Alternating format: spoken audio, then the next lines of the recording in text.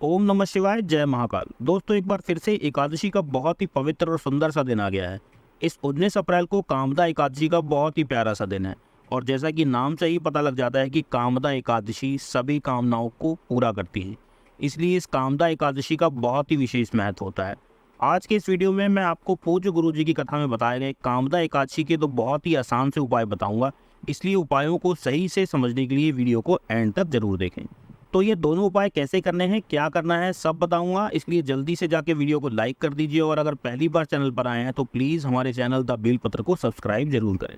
तो जैसा कि आपको स्क्रीन पर दिख रहा है एक बेलपत्र, तो आपको भी इसी तरह से 7 सुंदर सुंदर से बेलपत्र ले लेने हैं। और जैसा कि मैं अपनी हर वीडियो में आपको बताता हूँ कि जब भी किसी उपाय के लिए बेलपत्र आप लें तो हमेशा चेक करके लें कि बेलपत्र कहीं से भी कटा फटा नहीं होना चाहिए, खंडित नहीं होना चाहिए। ठीक है। अब इसके बाद आपको लेना है गंगा जल। ज़्यादातर सभी लोगों के घरों में गंगा जल रहता ही है, तो आपको भी थोड़ा सा गंगा मैया का जल ले लेना है। अब आपको लेना है एक तांबे का कलश और इसमें सबसे पहले आपको डालना है गंगा जल। देखो, यहाँ थोड़ा ध्यान से समझना है कि अगर आपके पास गंगा जल ज़्यादा है तो आपको सिर्फ गंगा जल का ही प्रयोग करना है।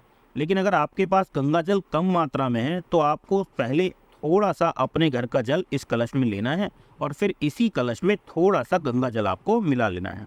ठीक है, यहाँ तक समझ गए आप। अब आपके पास जो 7 बेलपत्र हैं उन्हें भी आपको इसी कलश में डाल लेना है। अब यह कलश लेकर आपको पहुँच जाना है महादेव के मंदिर में, शिवलिंग के पास। आपने देखा होगा कि महादेव के पास नंदी जी विराजमान रहते हैं। ठीक है, तो आप यह जो गंगा जल लेकर आए हैं वो आपको यही नंदी जी पर समर्पित करना है। ध्यान से समझना कि नंदी जी का जो उठा हुआ पैर रहता है, आपको कलश का गंगा जल नंदी महाराज के इसी उठे हुए पैर पर समर्पित करना है। जब आप नंदी जी के उठे हुए पैर पर जल चढ़ाएंगे तो आपको नंदीश्वर महादेव का स्मरण करके जल चढ़ाना है। किसका नाम लेंगे? आपको नंदीश्वर महादेव का नाम लेना है और फिर आपको जल चढ़ाना है। इतना काम करने के बाद अब आपको जाना है शिवलिंग के पास और आपको भगवान भोलेनाथ से अपने मन की कामना कहनी है पहले कि बाबा, हमारे घर में पैसों की, धन की कमी है, पैसा कम आता है, खर्च ज़्यादा होता है, धन रुकता नहीं है। भोलेनाथ हम पर कृपा करो ताकि हमारे घर में माता लक्ष्मी वास करें।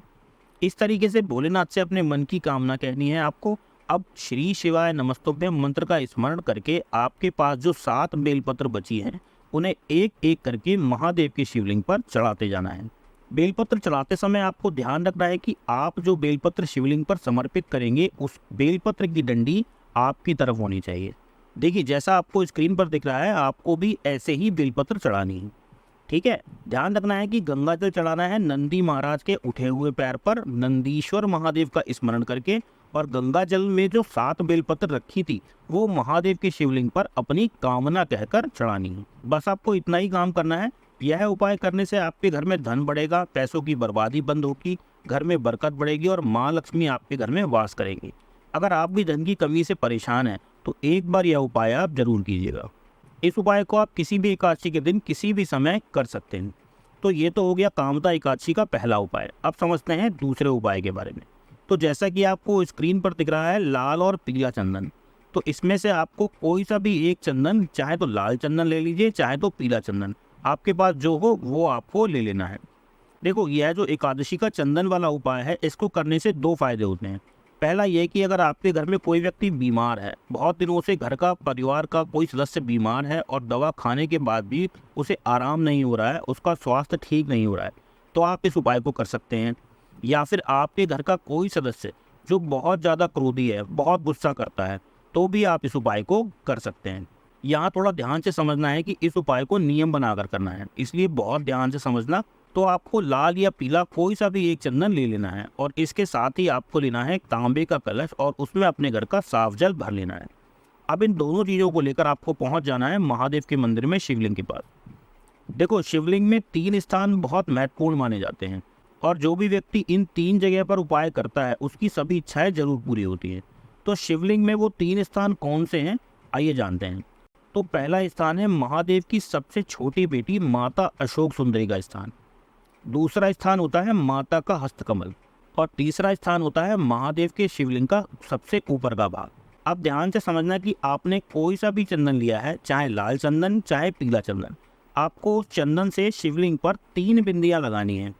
कहाँ लगानी है वो ध्यान से समझो। सबसे पहली बिंदी आपको लगानी है माता अशोक सुंदरी के स्थान पर।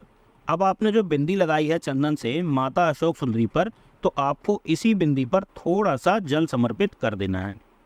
अब आपको चंदन की दूसरी बिंदी लगानी है माता के हस्तकमल पर।